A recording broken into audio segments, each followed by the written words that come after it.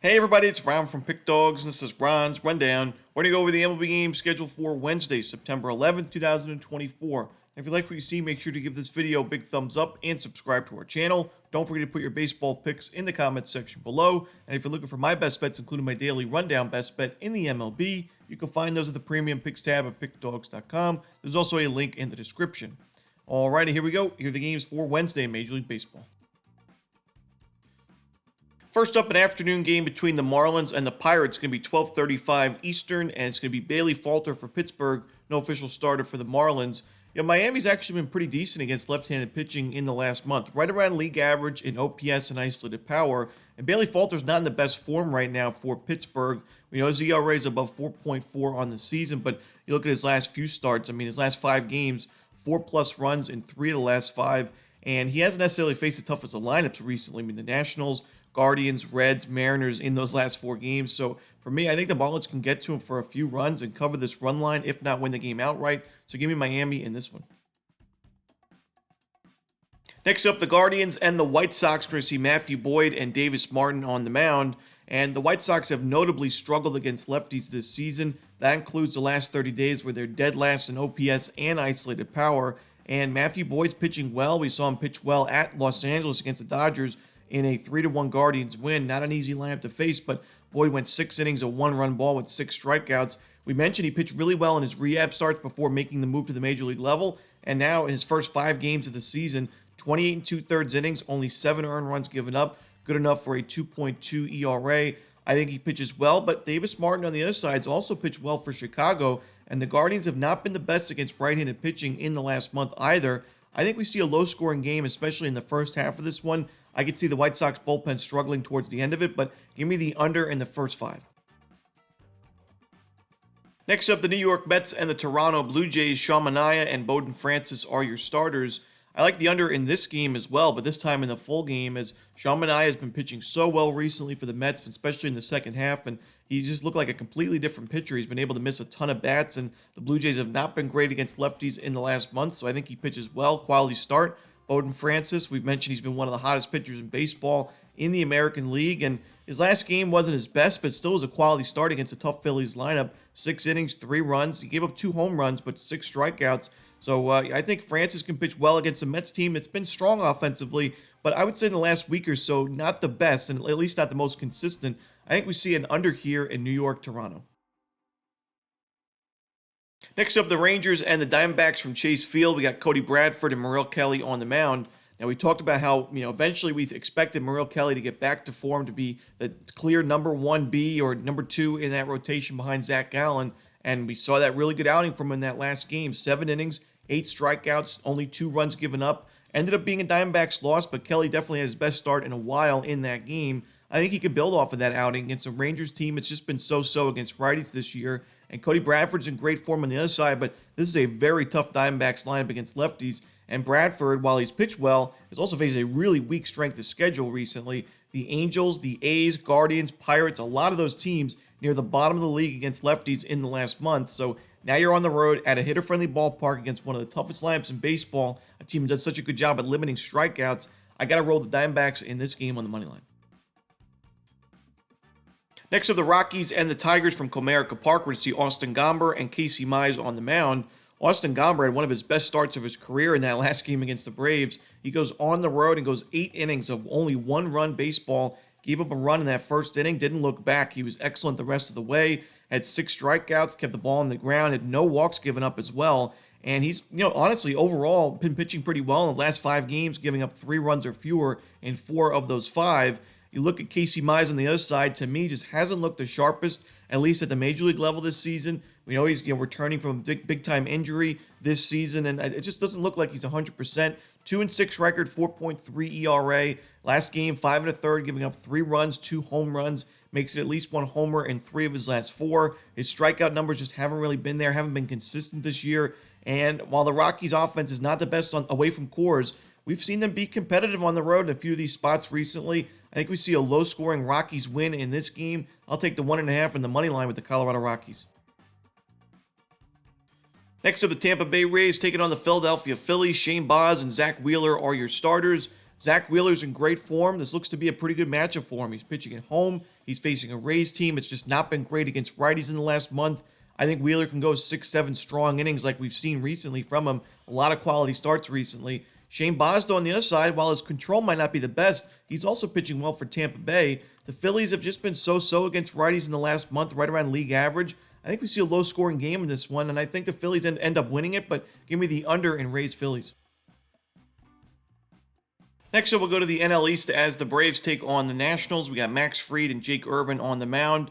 And the Nationals have been solid against lefties in the last month, a pretty low strikeout rate and decent OPS and ISO numbers, but Max Fried's pitching well. Jake Irvin has struggled, so for that reason, I do have to roll with the Braves, but it's not my favorite game on the board. I could see Washington competing offensively, but Irvin, it's just tough to back him when he's given up 13 earned runs in his last 2 starts against the Cubs and the Pirates. They've lost his last 3 games, and even against the Braves recently on August 24th, Irvin pitched okay. It was 5 1/3 of 2-run ball, but gave up 3 walks, only had 3 strikeouts, gave up a home run, ended up being a loss for Washington. I'm going to go with the Braves in this one on the run line.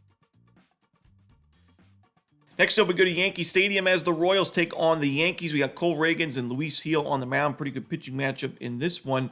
And I thought Luis Gil was going to struggle a little bit in his first start back from injury. He wasn't the best in his rehab start, but he was excellent in that first game back against Chicago. The Cubs have been one of the best lineups in baseball recently offensively, but Gil went 6 innings of shutout ball with only 1 base hit given up, 7 strikeouts, and a 3-0 Yankees win. It looked a lot like the Gil we saw at the beginning of the season when he was one of the most dominant pitchers in baseball. If he can be that guy going forward for the Yanks, their chances go way up in terms of their playoff aspirations. But when you look on the other side, Cole Ragans, we know, has put together a strong campaign. His last start himself, 6 innings of shutout ball, 7 strikeouts, and a 5-0 Royals win. The problem for me with the Royals and Ragans in this one is, A, he's been a little bit inconsistent recently. We saw him give up 4 runs to the Angels, 5 runs not too long ago to the Astros. And B, I just think that when you look at the Yankees lineup, they do such a great job at limiting strikeouts against lefties, getting on base via the walk. Ragans has had some issues with the walks recently, and I think that they can get on base and really run his pitch count up early in this start.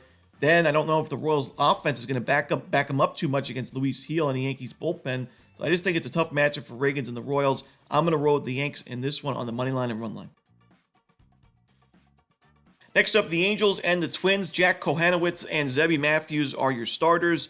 Zebby Matthews has struggled quite a bit in his last 2 starts. He was pitching pretty well in his first few games at the major league level, but now in his last 2 games, giving up 19 base hits combined, 13 earned runs, 4 home runs, ended up being losses 15-0 and 5-0 for the Twins, and now they've lost his last 4 games as well. I know the Angels are not a great lineup, and that bullpen's not the best, but Kohanowitz has pitched pretty well recently, and I think it's worth a shot taking the Angels at least plus to 1.5 runs, or you could take them on the money line at plus money.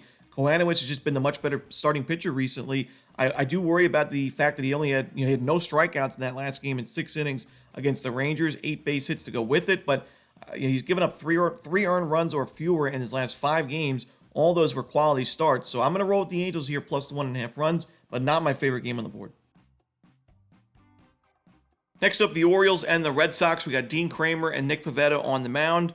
I like the over in this game. Beyond just being at Fenway Park, Dean Kramer has struggled mightily against this current Red Sox lineup. In 59 career plate appearances against the current Red Sox hitters, he's got a 708 expected slugging percentage. The xWOBA is through the roof as well. And while his pretty good strikeout numbers, the walk rate's also steep. I think the Red Sox get to him early and often, a team that's been strong against right-handed pitching from the beginning of the season. And Nick Pivetta on the other side, while he has pretty good numbers against this current Orioles lineup, he's still at Fenway Park. He does give up a lot of home runs. I think the Orioles can chip in a few home runs in this game. I think the Red Sox win it, but I'm going to go with the over as well in Orioles-Red Sox. Next up, the Cincinnati Reds taking on the St. Louis Cardinals. No official starter for Cincinnati, but we should see Lance Lynn going for St. Louis. I'm going to isolate this game to the Reds matchup offensively against Lance Lynn. He hasn't pitched since July 30th. He had 1 rehab start back on September 1st. He did not pitch well in that game. It was 3 2/3, 7 base hits, 5 earned runs, a couple of walks to go with it. He had 8 strikeouts, so it was nice to see him miss some bats. But for me, when you look at the Reds, while they haven't been a great lineup recently, I still think they'll be able to get to Lynn for a few runs and add some runs on the Cardinals bullpen, which has been below league average in terms of the expected numbers in the last 30 days. So give me the team total over for Cincinnati in this one.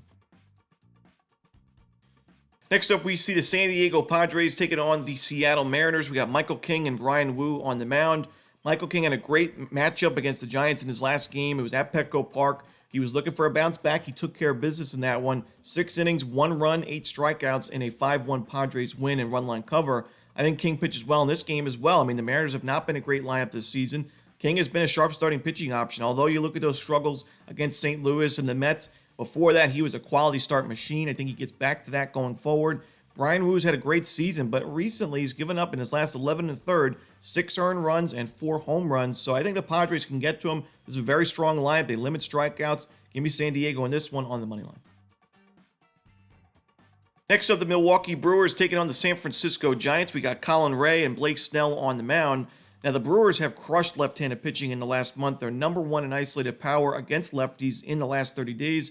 And we know Blake Snell's not coming off his best outing, but I still think this is a lopsided pitching matchup in favor of San Francisco. I still think Snell's one of the best pitchers in the National League and all of baseball. And Colin Ray, while he's had a nice winning record this year, solid numbers with a sub-4 ERA, we are starting to see a little bit of regression recently. He only went 4 innings last time out against St. Louis, giving up a couple of runs, a couple of walks.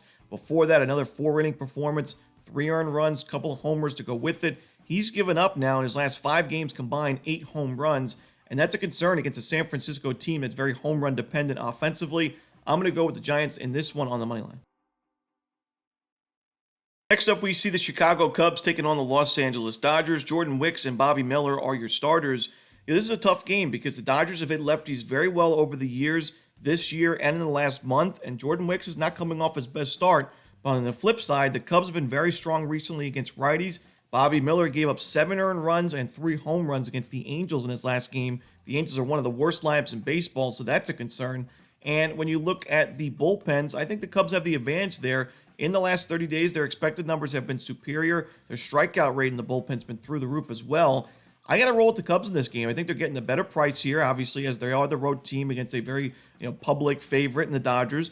And I think that there's value at Chicago in a game that I would say is rather close with the starting pitching matchup and the offense. I think the edge goes to Chicago in the bullpen, and I think it's enough for them to win this game or at least cover the run line. And that's it. Those are the games for Wednesday in baseball. Hope you enjoyed this video. If you did, don't forget to hit that like button and subscribe and put those baseball picks in the comment section below. Again, if you're looking for my best bets, you can find those at Pickdawgz Premium. As always, this is Romanelli. Good luck.